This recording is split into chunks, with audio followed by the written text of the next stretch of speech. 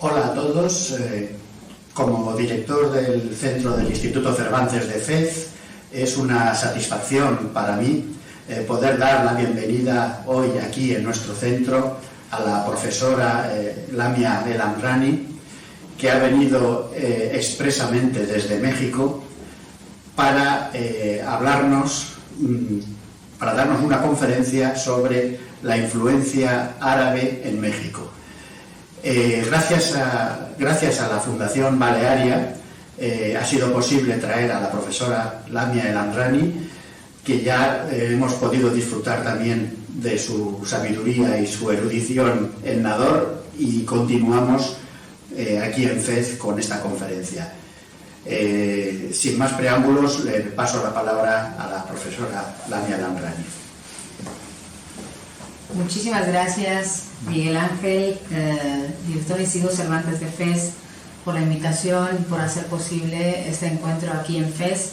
Y desde luego también a Rafael Rodríguez, director de la Fundación Balearia aquí en Marruecos, por hacerlo posible. Y como bien ha dicho, hoy vamos a hablar de la influencia árabe en México, y voy a empezar diciendo que para hablar de la cultura y el mestizaje, pues evidentemente México es un gran ejemplo de ello. Es un país de 126 millones de habitantes, donde las diferentes culturas se entremezclan creando un tejido social complejo y a la vez diverso. Un país compuesto de 31 estados que se suman a su capital, la Ciudad de México, antigua fortaleza mexica conocida por Tenochtitlán, que impresionó en 1519 a los visitantes españoles encabezados por Hernán Cortés. Esa misma ciudad, después de varios siglos, sigue apasionando a los visitantes que se acercan a conocerla y conocer la mezcla y diversidad cultural que hacen de ella una joya multicolor que impacta y maravilla a sus visitantes. Otra parte que sin duda México debe presumir es la parte sur del país, donde la cultura maya, una cultura viva que sigue reflejando sus destellos de conocimiento en varios aspectos, pero lo que más impresiona es su pasado, que se mezcla y se muestra en la construcción de sus emblemáticos edificios como son Chichén Itzá, Cobá, Uxmal, Calakmul, Palenque, todo lo que es la península de Yucatán.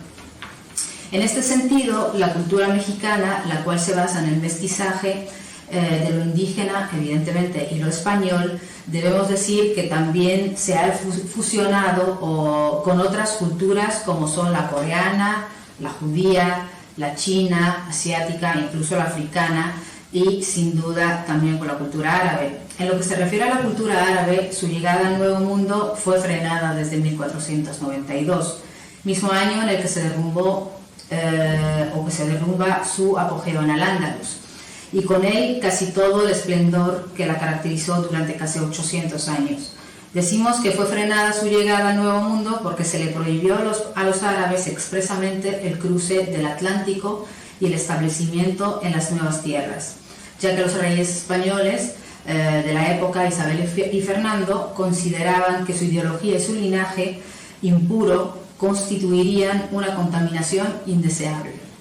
A pesar de esa prohibición, es claramente indudable que la influencia árabe llegó a México con los mismos españoles, que convivieron y se adaptaron a esa cultura, que es una de las bases más importantes de su formación como sociedad, sobre todo si consideramos que se relacionaron con ella y convivieron con ella durante casi 800 años. Y aun cuando la combatían, no podían desprenderse de ella, por lo que la llevaron consigo al Nuevo Mundo y desde luego también a la Nueva España. Desde las primeras construcciones de las ciudades del virreinato de la Nueva España, que fue establecido desde el 8 de marzo de 1535, con su primer virrey Antonio de Mendoza y Pacheco, se fue infiltrando la cultura árabe y emanando en diversos aspectos, entre ellos, desde luego, el arquitectónico.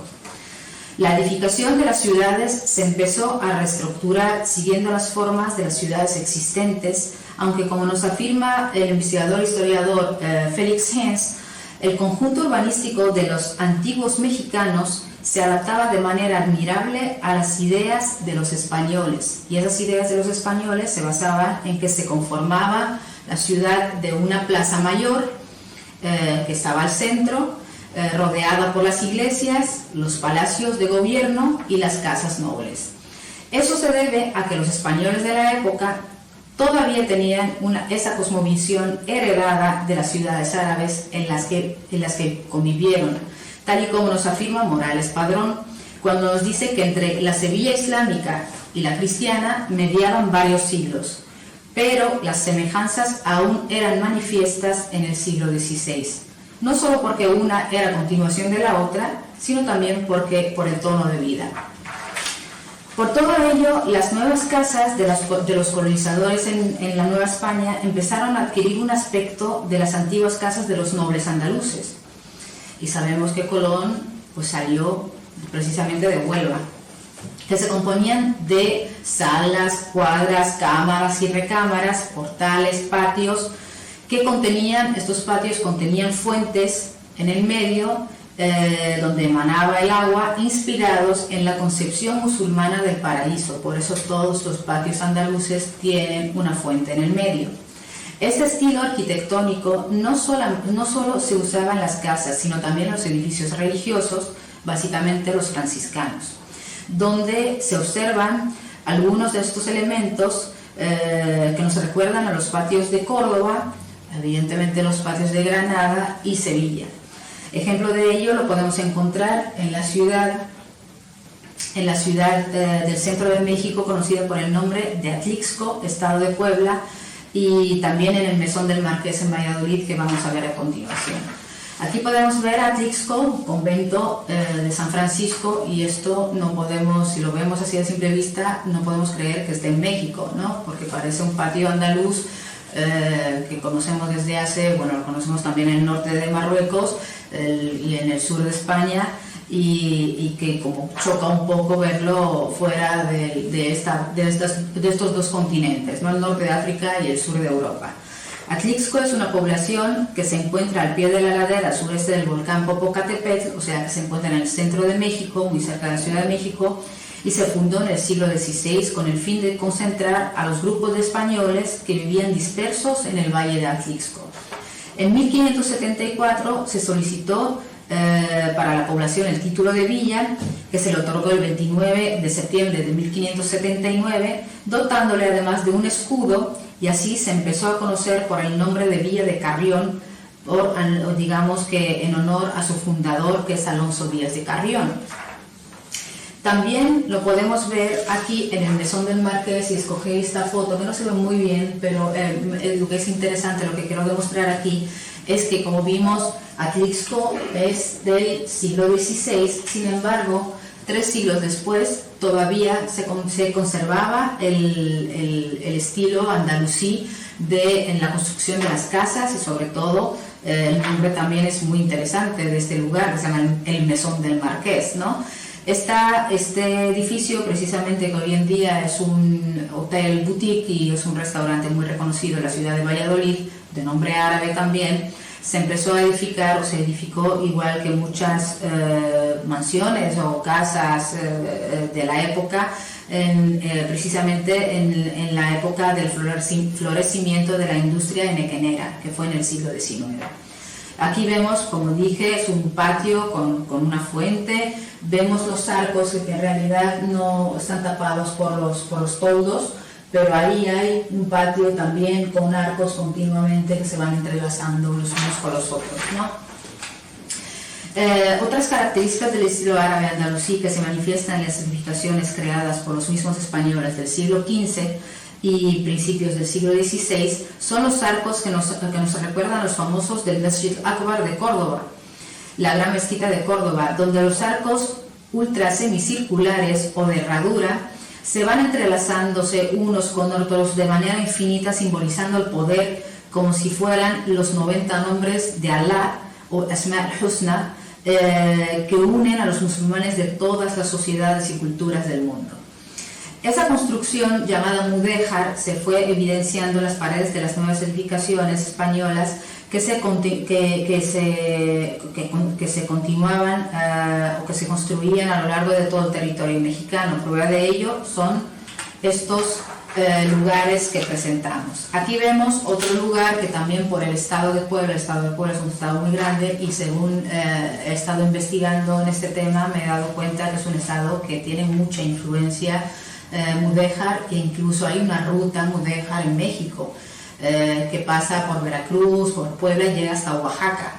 O sea, es una ruta que está establecida de por donde entraron los españoles y fueron haciendo modificaciones o dejando mucha influencia árabe a lo largo de la conquista del centro de América, ¿no?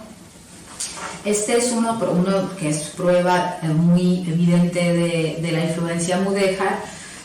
Se llama Cholula de Rivadavia o San Pedro Cholula, que quienes tengan el placer o la oportunidad de ir a México deben de conocerlo porque es un municipio precioso.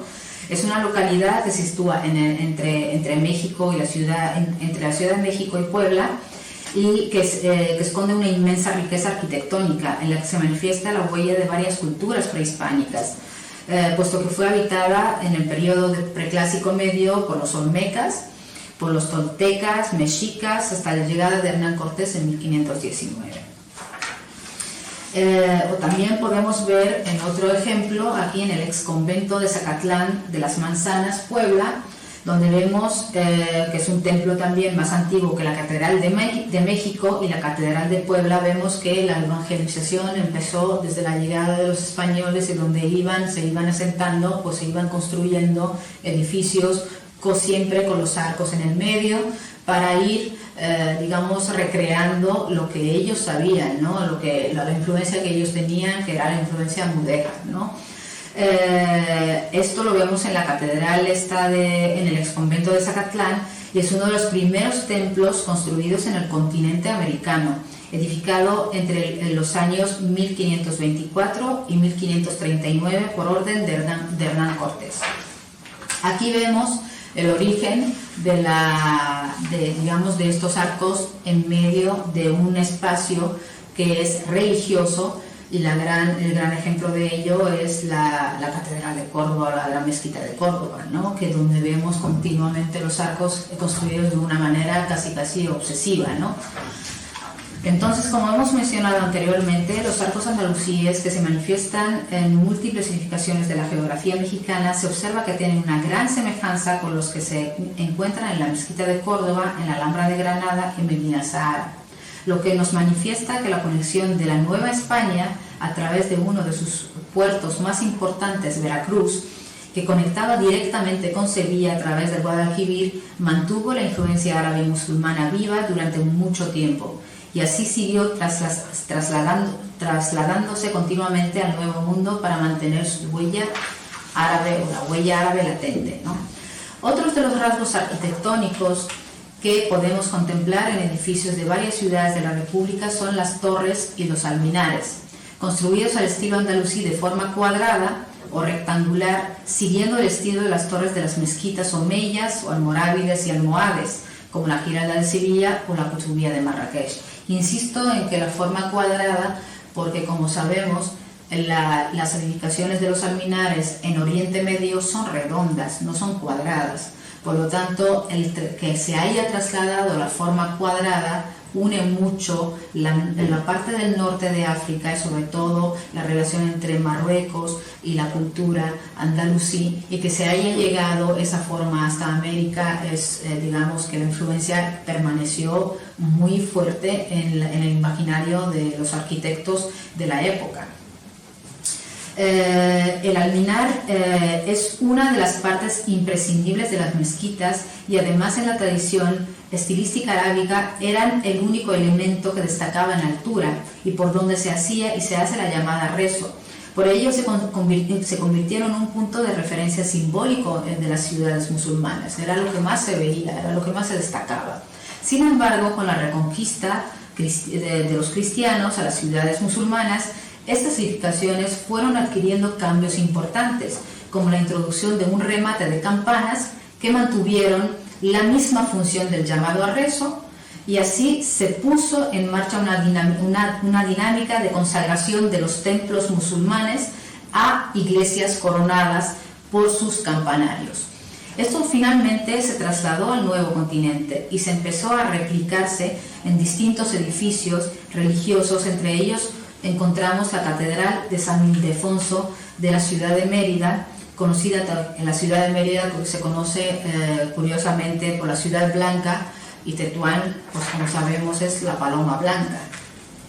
Esta Catedral de San Ildefonso de Mérida es la más antigua de América continental y de todo México, construida después de las de Santo Domingo, en la actual República Dominicana.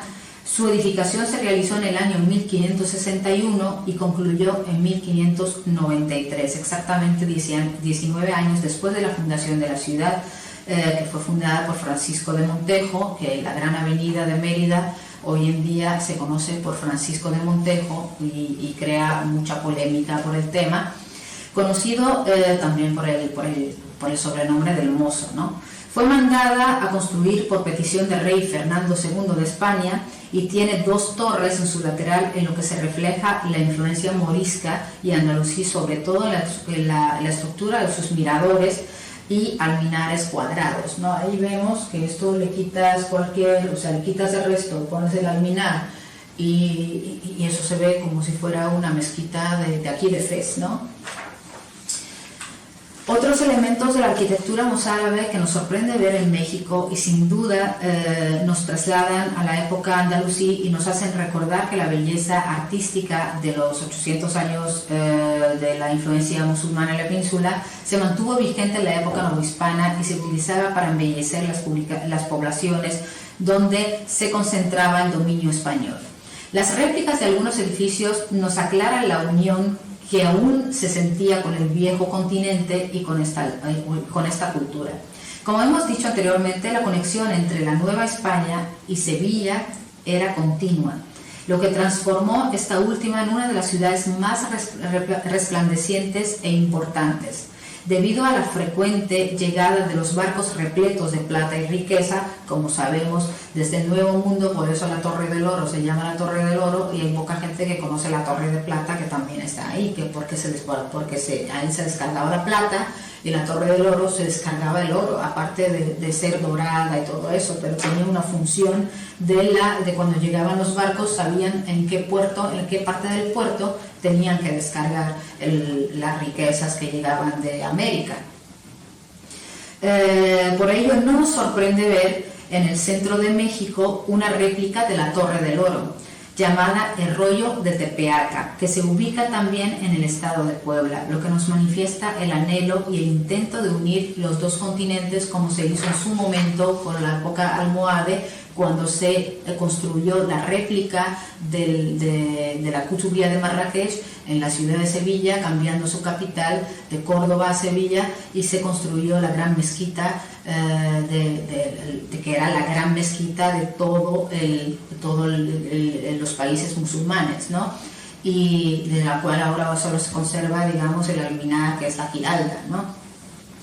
Ahí podemos ver que esto es una réplica claramente de la Torre del Oro, y el Tepeaca era un lugar estratégico para los militares españoles, que les facilitaba llegar a Tenochtitlán, que estaba cerca.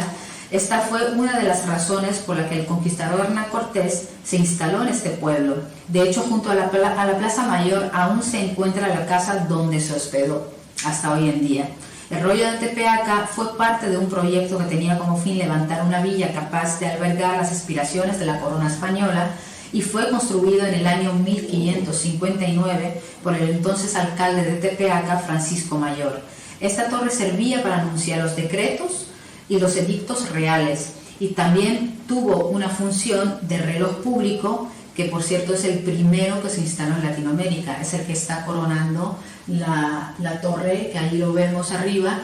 Ese es el más antiguo que se hizo o se puso en América en general, ¿no? Existen muchos elementos que aparecen en los edificios históricos que se hayan esparcidos desde el centro hasta el sur de México, pero uno de los que sorprende su belleza, que fusiona el arte indígena con el mudéjar, es el convento de San Miguel Arcángel, que veremos a continuación, ubicado en el municipio de Huejotzingo.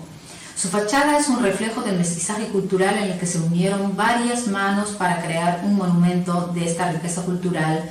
Está coronado con un almenado que se asemeja a simple vista a las almenadas escalonadas hispano-musulmanas que coronan muchos monumentos, entre ellos las murallas de las ciudades y la mezquita de Córdoba. Y regresamos mucho a la mezquita de Córdoba porque parece que fue un referente muy importante que se quedó como plasmado en el imaginario de los españoles de la época. Estos digamos, modos arquitectónicos también evidentemente se quedaron en Marruecos con la expulsión de los musulmanes, ¿no? Donde todavía se usan estas formas estampadas en los azulejos que adornan las casas, los riyas y palacetes, y aquí en Fez pues es el gran ejemplo de ello, ¿no? Que conservan el estilo de nuestros ancestros, digo de nuestros ancestros porque al fin y al cabo tenemos una cultura común. Aquí podemos ver abajo que está la catedral, el ejemplo de la catedral de la mezquita de Córdoba, y aquí podemos ver el ejemplo de los azulejos con las almenas escalonadas que se usan en la decoración de las casas marroquíes. Esto es muy importante, que lo tengo que dejar, digamos, una precisión, porque al hablar de la influencia árabe en México, también hay otras culturas que han utilizado estas almenas escalonadas. Entre ellas está la cultura maya, pero la diferencia entre la mudéjar y la maya es que en la cultura maya se usaban 4 escalones y la cultura árabe usa 5 escalones. El número 5, como vimos el otro día en Nador, cuando se dio la conferencia, era muy importante, por eso se usan estos 5 escalones. Si en las mezquitas se cuidaba a detalle el uso de las maderas preciosas, de los mármoles, de las pilas decoradas con bronce y las piedras de caliza labradas, muy similares la construcción de este convento de Huejotzingo, donde su enorme fachada labrada al estilo que llamaremos indígena mudéjar impone su presencia a la población que se va introduciendo a la nueva religión cristiana, simbolizando así el poder a través de estos majestuosos monumentos, como lo hicieron en su momento los musulmanes con sus grandes mezquitas en la península. Eso era un modo de llamar la atención de una nueva religión poderosa, grande e inmensa, y lo mismo pasó con la evangelización. Como estamos diciendo, aquí podríamos ver todo esto en el convento de San Miguel Arcángel en Huejotzingo, también en Puebla. Se empezó a construir este monumento, no he podido poner muchas fotos por el tema, ya saben, de propiedad intelectual y tal. Se empezó a construir en el año 1526, siendo dirigida su obra por Fray Juan de Alameda, y se terminó en 1570 por el arquitecto Toribio de Alcázar. Es uno de los templos más importantes a través del cual se llevó a cabo la evangelización de los pobladores nativos de la región. Dentro de esto vemos las almenas que estábamos hablando, que son muy similares a lo que vimos, de hecho, en Nador, ¿no? Cuando pasamos por unos arrabales que tienen una puerta, y estas puertas llevan esas almenas escalonadas, ¿no? Entonces vemos que son de 5 puntas y no son de 4 puntas. Sin embargo, toda la decoración de la fachada tiene una mezcla entre mudéjar y indígena. Aquí no se observa muy bien, pero lo que me encantó, digamos, a la hora de investigar, conocer de este convento, que es muy interesante, es dentro hay unos techos de madera con la estrella de 8 puntas, que es la granadina. Entonces es que eso no se puede negar que es una réplica exacta de varias culturas, entre ellas la árabe, y las pilas, y es un convento, como hemos dicho, evangelista, o sea que no tiene mucha decoración y tal, pero los elementos decorativos que tiene son muy importantes y relacionan los 2 continentes y las 3 culturas de un modo impresionante, ¿no? Bueno, ahora regresamos un poco a la península para decir que en los barrios populares andaluzíes de la península precisamente, las casas eran de una sola planta, como sabemos, y sus fachadas no reflejaban la calidad precisamente de su interior, donde se esmeraba en su decoración con alfombras, almohadas, fuentes, cerámicas, y podemos verlo incluso ahora en Marruecos, que normalmente como que no se decora mucho el exterior, pero por dentro se cuida muchísimo la decoración árabe, ¿no? Pero no se adornaban, como dije, ni se embellecían por fuera. Sin embargo, en las casas más acomodadas y en los palacios, los elementos decorativos se usaban también en las fachadas. Y esto, con la llegada de la riqueza del Nuevo Mundo, se empezó a popularizar y utilizar en los grandes edificios de Sevilla, precisamente, y en la época de los inicios del siglo XVI. Esa grandeza tuvo sus efectos también en Puebla durante el siglo XVI, en plena época barroca,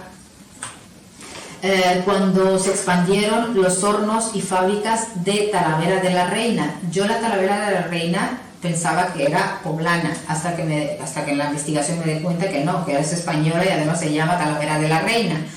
Esta Talavera de la Reina poblana, en este caso podemos decir que creaban cerámicas de colores brillantes para decorar los suelos de las casas y sus paredes con losas y azulejos. La herencia mudéjar continuó plasmándose así en los elementos decorativos de los nuevos edificios, donde el uso de la cerámica de Talavera de la Reina se fue produciendo y continuó con la tradición islámica en la Nueva España. Así empezaron los artesanos a trabajar los azulejos, los platos y objetos decorativos que simbolizaban el resplandor y la grandeza que iba adquiriendo esta ciudad y la Nueva España. Y hago un poco de hincapié porque sabemos que aunque había cerámica antiguamente, los árabes fueron quienes introdujeron este tipo de cerámica con elementos decorativos, porque hacían una mezcla entre el cristal y la cerámica, y fue la trajo precisamente creo que un granadino que la vio en Irak, en Oriente Medio, y la llevó por primera vez a la península. Aquí podemos ver un ejemplo de la cerámica. Esto se llama la casa con azulejos. Luego vamos a ver la casa de los azulejos, que no es lo mismo. Esta es una casa que está decorada con muchos azulejos afuera, y esto en Puebla es muy típico. De hecho, el otro día que les estaba comentando, cuando yo me fui a Puebla, esto parecía como estabas en Sevilla precisamente, ¿no? Ahí en la calle Sierpes, o en el centro de Sevilla, en la calle Tetuán, o por ahí, o sea, no se nota como muchísima semejanza con Sevilla. No digo yo de otras ciudades españolas, pero sí la conexión es como una réplica bastante cercana a esta ciudad andaluza. En la actualidad, el uso de los azulejos en este estado, en Puebla, sigue siendo muy común, y lo encontramos en los edificios que nos recuerdan lugares tanto del sur de España como del de Marruecos, donde los tintes azules y blancos que adornan sus fachadas son similares incluso a la cerámica de azulejos que encontramos en Fez y en Tetuán, donde el color azul del Mediterráneo los luce vibrante, y Puebla no tiene mar. Cuando visité Puebla me sentí prácticamente dentro de la Medina, con un tinte de aire andaluz que nos recuerda el resplandor de nuestra unión cultural. Y encontré que la Talavera adorna las esquinas, las cocinas y hasta el suelo de las calles de la ciudad, donde vemos que la gran influencia de la elaboración de la cerámica sigue viva 5 siglos después de la conquista, y es un sello de identidad de los poblanos, que se proyecta tanto en sus edificios como en las alhajas que se visten sus mujeres. Eso me parece muy curioso, porque es la primera vez que veo las alhajas hechas con cerámica, y eso es muy común en Puebla. Entonces podemos decir que incluso es un invento de los poblanos o de los mexicanos, porque pues las comunidades o las culturas que han iniciado con el trabajo de la cerámica no hacían alhajas, o sea, hacían platos, jarrones, azulejos y tal, pero los poblanos, incluso el modo de decorarse o de embellecer a sus mujeres, lo hacen con cerámica, anillos de cerámica, tañetes de cerámica, collares de cerámica. Algunos ejemplos de las edificaciones que conservan este estilo morisco español mexicano son la Casa de los Azulejos de Puebla, y hay otra casa también que se llama la Casa de los Muñecos, que está hechos, pues, decorados con los azulejos. Esta Casa de los Azulejos es una obra de arte enmarcada por la talavera que recubre totalmente su fachada. Su construcción data de la época novohispana y en los anales aparece que llegó a ser refugio de los simpatizantes del conquistador Hernán Cortés. Aquí podemos ver también la Biblioteca Palafoxiana, creada en 1646 y fue fundada por el obispo Juan de Palafox y Mendoza. Es considerada la primera biblioteca de América. El obispo donó su biblioteca personal, que contaba de 5.000 ejemplares, al seminario de San Juan, pero exigió que fuera consultada tanto por el clero como por cualquiera que quiera estudiar, puesto que su propósito fue que estuviera abierta a todo el público. Y esto podemos ver aquí el suelo de la biblioteca con la talavera, que lo vimos unos días en la casa de Amzián en Nador. Y esta biblioteca es una joya de Puebla y de México, porque además de ser la más antigua, los libros todavía son originales y están hechos, o sea, las tapas están hechas de cuero, y todos los libros que ves o que ven tienen una cadena para que no se les pueda llevar, o sea, están encadenados, los pueden leer los estudiantes, consultar, pero no los pueden digamos llevar, y es preciosa. Aquí vemos los tres ejemplos de las tres culturas, y la unión entre ellos es la talavera o la cerámica. Ahí vemos la talavera de la Reina poblana, la cerámica de Marruecos, y aquí en Fez pues está en todas las esquinas, en Tetuán también, en Chauen también. Y ahí abajo está la cerámica de Sevilla, y puse la cerámica de Sevilla y no la talavera de la Reina, o sea, la conocida, digamos, la original, que sería la española, sino la sevillana, porque la sevillana era muy valorada en la época, finales del siglo XV, principios del XVI, porque la exportaban al Nuevo Mundo, la llevaban como un modo, como joya. Aparte, me imagino que como recordatorio, pero tenía mucho valor en el Nuevo Mundo. Dejando de lado la influencia árabe, que se mantuvo vigente en los monumentos novohispanos, tal y como hemos observado, continuaremos mostrando el sendero que trazó la huella de nuestra cultura común en este país. Una de ellas se quedó plasmada en la gastronomía mexicana, considerada por la UNESCO como Patrimonio Inmaterial de la Humanidad desde los años 80. Algunos platillos que se disfrutan hasta la actualidad conservan los sabores de antaño y que fueron introduciéndose en los paladares locales, fruto de la riqueza de varias culturas como la caribeña, la indígena, asiática, española, africana, árabe. Desde el arribo o la llegada de los españoles al Nuevo Mundo, trajeron en las bodegas de los barcos algunos de los ingredientes que se usaban en los guisos del sur de la península durante la época musulmana, como son los garbanzos, las lentejas, las habas, el arroz, el azúcar, las semillas de mostaza, los arvejones, son los chícharos secos, que se consumían muy a menudo en las casas y arrabales andalusíes, donde eran muy habituales los purés de estos legumbres, los platos con verduras y la carne de cordero, que no siempre estaba al alcance de todos los bolsillos y sigue sin estarlo hasta la actualidad. El traslado de los nuevos pobladores introdujo la ganadería, como lo hicieron los musulmanes en la península, y también llevaron los caballos, que no existían los caballos de pura raza. Sabemos, los caballos de pura raza andalusíes son los caballos de pura raza árabe. Y eso lo hicieron también los árabes, que sí, los romanos tenían caballos, pero la península lo llevaron los caballos los árabes. Entre los animales que llevaron los españoles al nuevo continente o al Nuevo Mundo, se encontraban los cerdos, las gallinas, el cordero, las cabras. También trajeron o llevaron de algún modo los cítricos, que fueron introducidos por los mismos árabes a Europa y hoy forman parte fundamental de los platos típicos mexicanos.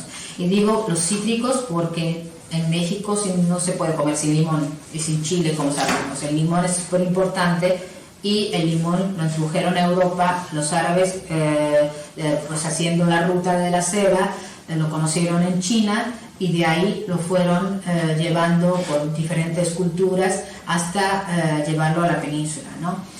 Otras verduras como los ajos, las aceitunas, las espinacas, zanahorias, berenjenas y alcaparras formaban parte de las bodegas también de los barcos que llegaban con frecuencia a las costas veracruzanas. Y hoy en día se pueden disfrutar algunos de ellos en platos tradicionales como el pulpo alcaparrado con aceitunas o berenjenas asadas y rellenas, algo que no es ajeno a la gastronomía ni la marroquí ni la española.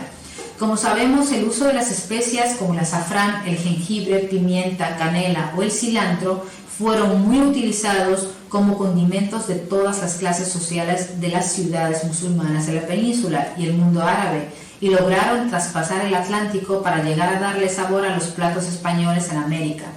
Lo mismo ocurrió con el consumo de ciertas bebidas que tuvieron buena aceptación entre la población local, como es el caso de la leche y las aguas aromatizadas con esencias, los jarabes y la horchata, que sigue formando parte de las despensas de las familias hasta nuestra actualidad. La horchata en México no se hace con chufa, porque no existe la chufa, que ayer la vimos aquí en Fez, sino se hace con arroz, con canela y con azúcar. Por falta del ingrediente principal, pues están usando un sustituto, pero se llama horchata hasta la actualidad y se consume en diferentes sitios, en diferentes estados de México.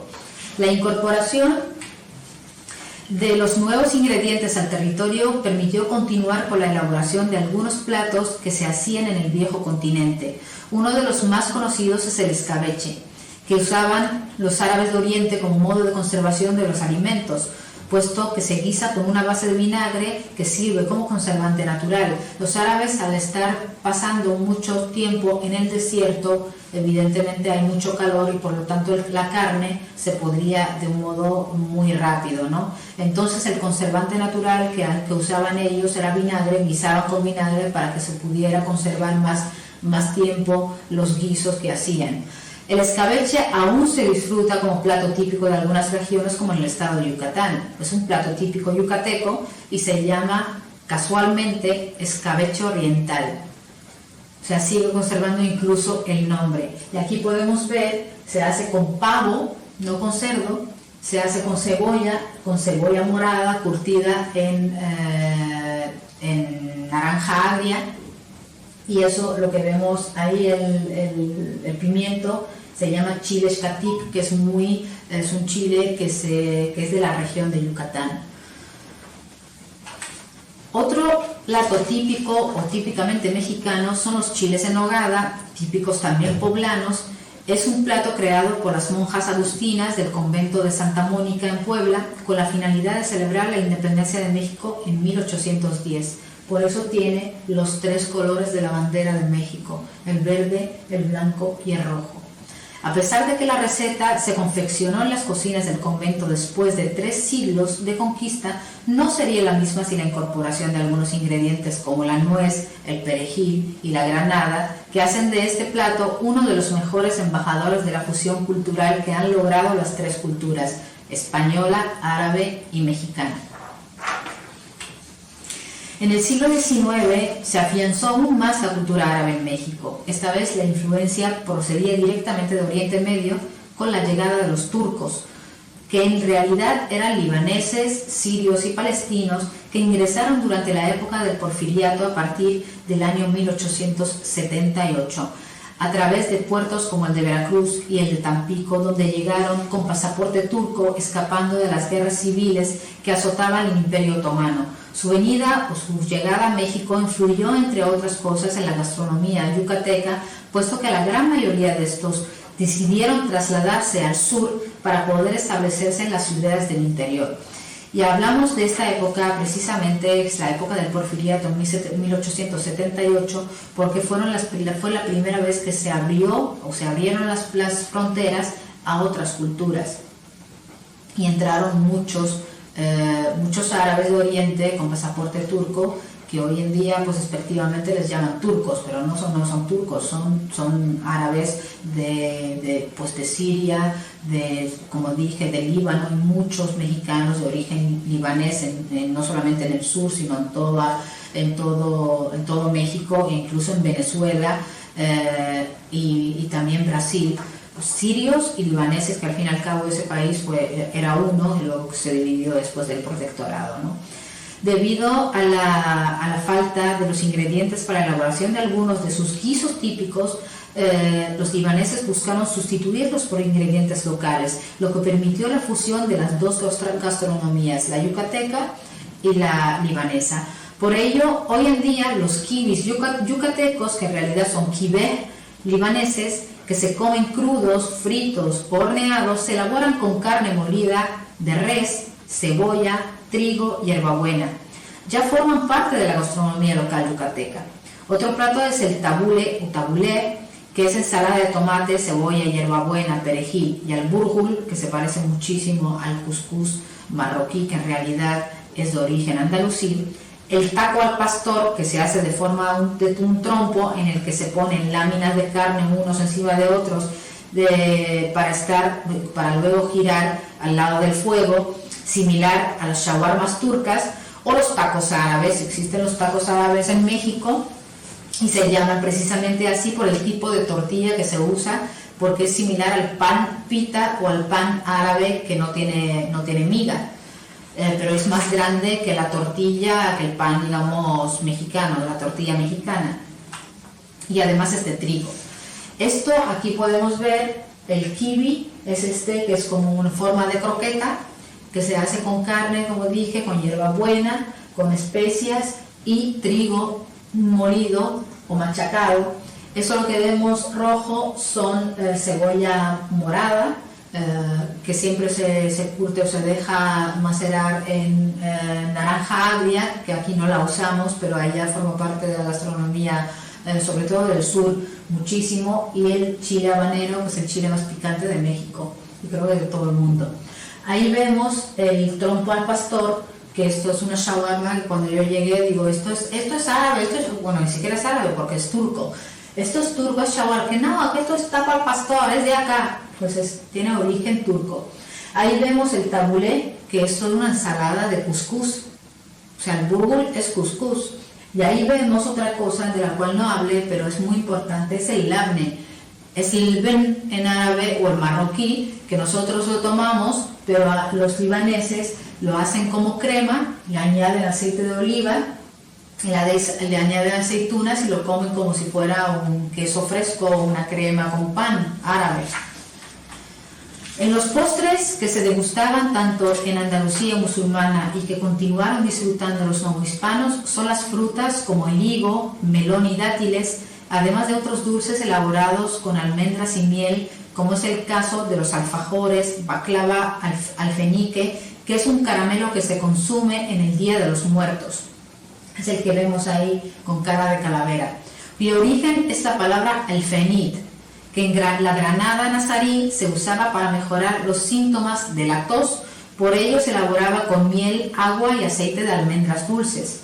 Los cuernitos que simulan la luna creciente de Ramadán, típicos del centro de México, se elaboran con masa, almendras y se asemejan a los croissants. ¿Qué son esos? Eso es la luna creciente musulmana, esto es baklava, que en marroquí le llamamos baklava. Esto es alfajor, pero más moderno, digamos del sur. Esto es más de yucateco, que se hace con coco, pero el alfajor, igual que los alfajores de Argentina, son igualitos que los alfajores andalusíes, hechos con miel, almendras y ajonjolí. Y eso del fañique me pareció muy curioso, porque yo ese dulce lo he visto muchísimas veces que se vende pero que tenga una palabra, digamos, marroquí, de fenit, que hasta hoy en día lo sigamos usando, pues es muy, muy impactante, ¿no? En lo que se refiere a la música y el baile, también hubo una influencia árabe importante. Primero en los instrumentos de cuerda, como la jarana jarocha, que es similar a la guitarra barroca española, la cual a su vez es una versión del guitar o la guitarra morisca de la Edad Media. que se quedó para formar parte de la música tradicional veracruzana.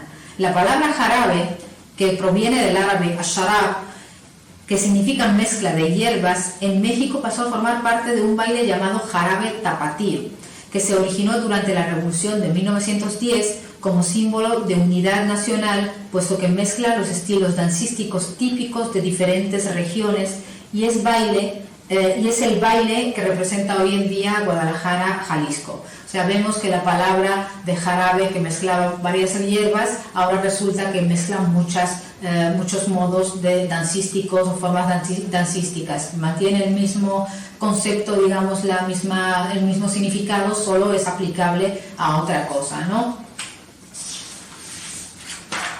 Las ciudades novohispanas se fueron apareciendo y algunas se llamaban como las del viejo continente. Los colonos, probablemente en recordatorio de sus antiguas ciudades, las bautizaron con nombres árabes como es Valladolid, que conocemos. Valladolid proviene de la palabra Beled el-Walid, que quiere decir la ciudad de Al-Walid, que era Taifa. Guadalajara es Wad el-Hijara, que quiere decir el río de las piedras, y no el concepto que normalmente se puede identificar, que no es real. Y Matamoros, que cuando yo vi la ciudad de Matamoros digo, ¿y esto viene de matar moros? O sea, ¿cómo se les ocurre, no? Pero pues no proviene de Matamoros, que es matar moros, sino precisamente viene de mazmorra, la cual viene del árabe mazmora, y del árabe clásico mazmora, que quiere decir enterrada. La Virgen de Guadalupe también le tocó un pedacito de la influencia árabe, que se nota en su nombre y significa río de lobos. Además tiene raíces extremeñas, puesto que se veneraba ya en el año 1326 en la provincia de Cáceres una virgen morena similar a la famosa Virgen mexicana, así que la podemos considerar como resultado de la unión de las tres culturas.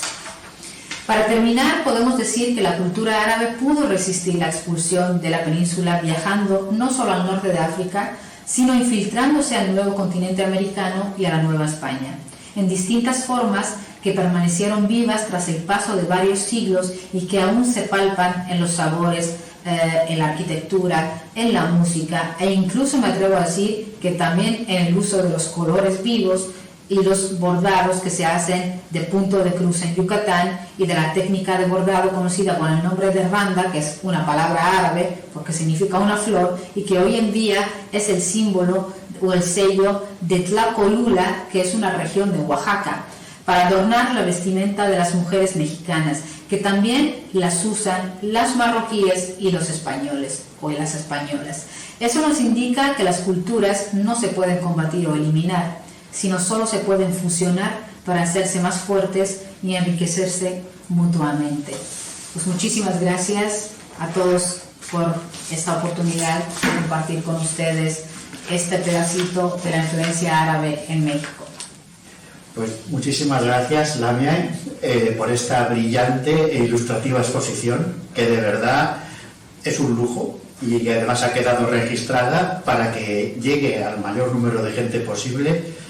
Y ojalá les despierte la curiosidad a más de uno por profundizar en los apuntes que tú nos has dado, tanto en gastronomía, arquitectura, música, porque eso abre todo un mundo para comprender cómo se ha generado la cultura mexicana, la influencia árabe.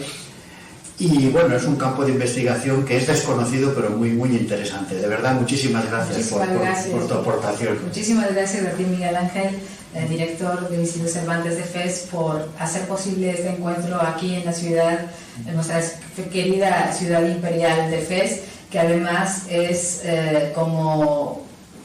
forma parte de esta influencia árabe que se trasladó a México a mano de los españoles.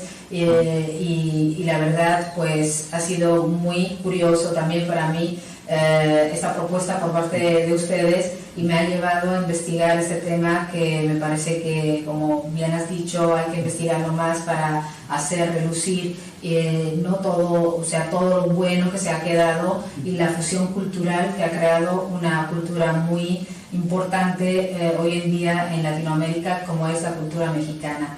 Muchas gracias, Miguel Ángel. Gracias también. Espero que se repita pronto y que sea también en México. Inshallah. Inshallah. Ojalá.